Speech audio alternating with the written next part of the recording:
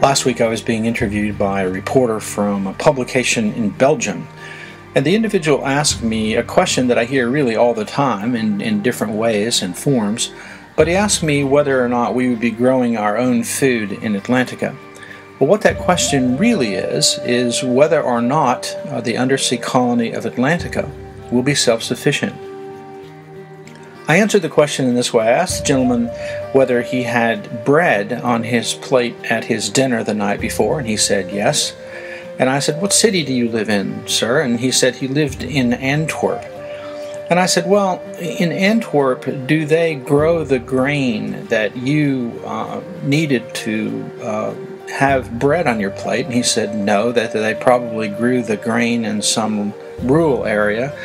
And I said, "Well, it is possible that the grain that went into the bread that you ate came from Nebraska."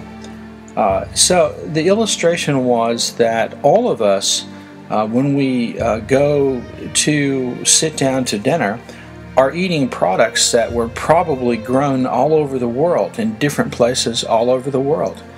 The things that we see on our plate did not come from one farm, but came from many. Did not come from one place, but came from many places. And that's true about every community on the planet. When we settle down for dinner in Atlantica, we'll be 15 miles east of the Florida coast in a Florida community. And when we get ready to eat dinner, we will have been to the grocery store to buy the things that we needed for our dinner.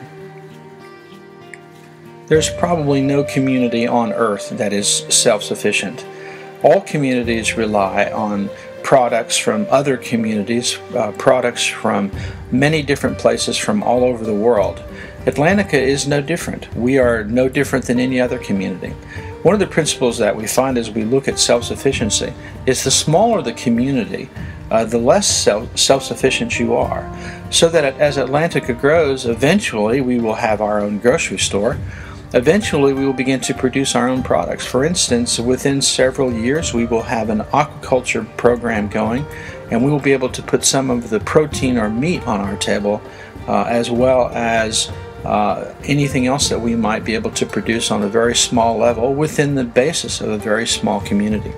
Self-sufficiency is something that I don't think that any community on earth really strives for, because we are so fortunate to be able to pull everything that we need from communities all over the planet. You've been listening to An Exploration Moment, a podcast of the Atlantica Expeditions. I'm Dennis Chamberlain.